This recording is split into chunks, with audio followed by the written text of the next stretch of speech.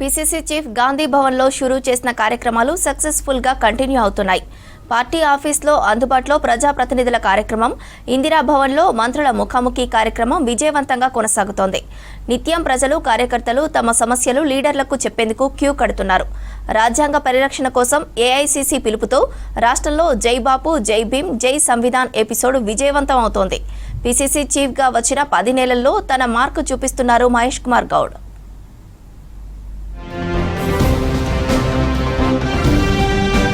గత 10 నెలల్లో పీసీసీ మహేష్ కుమార్ గౌడ్ తీసుకున్న నిర్ణయాలతో ఏర్పాటు చేసిన కార్యక్రమాలు సక్సెస్ఫుల్ గా రన్ అవుతున్నాయి.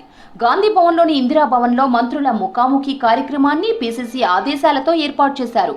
Ministers face to face episode కు మంచి స్పందన వచ్చింది. వారంలో 2 మంత్రులు అందుబాటులో ఉండాలని పీసీసీ కోరడంతో స్కెడ్యూల్ ప్రకారం ముఖాముఖి కార్యక్రమంలో మంత్రులు పాల్గొంటున్నారు. మంత్రుల దగ్గరకు నేరుగా ప్రజలు, కార్యకర్తలు రావడం, వాళ్లకు కలిగిన ఇబ్బందులను నేరుగా ప్రభుత్వం ముందు ఉంచేందుకు ఈ కార్యక్రమం ఉపయోగపడుతోంది. ప్రజల దగ్గరకు పాలన అన్నట్లుగా వారి ఆరోగ్య సమస్యలు, ఆస్తి తగాదాలు, భూ రికార్డులు, గత ప్రభుత్వం తెచ్చిన ధరణితో వచ్చిన సమస్యలు, ఇందిరమ్మ ఇండ్లు, పేద విద్యార్థుల పై చదువులు, వృద్ధుల పెన్షన్ వంటి పలు అంశాలను ముఖాముఖి కార్యక్రమంలో మంత్రుల దృష్టికి తీసుకొస్తున్నారు. మంత్రుల ముఖాముఖి ఒకవైపు కొనసాగుతుండగా గాంధీ భవన్ పీఏసీ ఛాంబర్లో ప్రజా ప్రతినిధుల మరొక కార్యక్రమం ఏర్పాటు చేశారు పీసీసీ చీఫ్.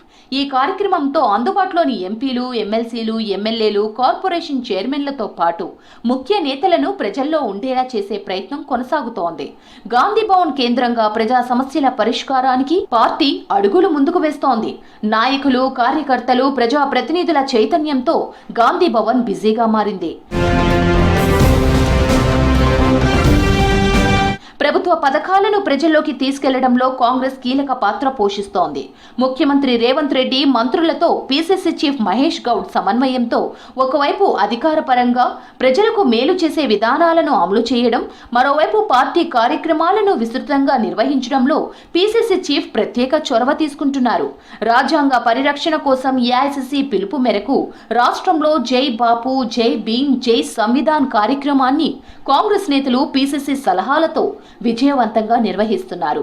ఈ కార్యక్రమానికి ప్రజల నుంచి అపూర్వ స్పందన లభిస్తోంది. సమానత్వం, హక్కుల పరిరక్షణపై ప్రజల్లో చైతన్యం పెంపొందించే విధంగా వివిధ కార్యక్రమాలు కొనసాగుతున్నాయి.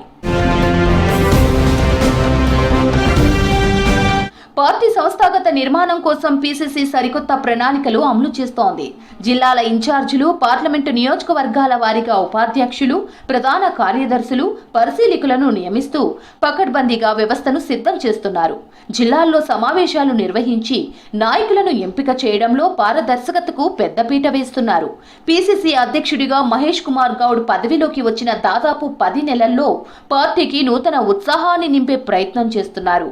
ప్రజలతో, నేతలతో, కార్యకర్తలతో సమన్వయం కల్పిస్తూ గాంధీ భవన్ ను ప్రజాస్వామ్య చర్చల అడ్డాగా మారుస్తున్నారనే చర్చ జరుగుతోంది.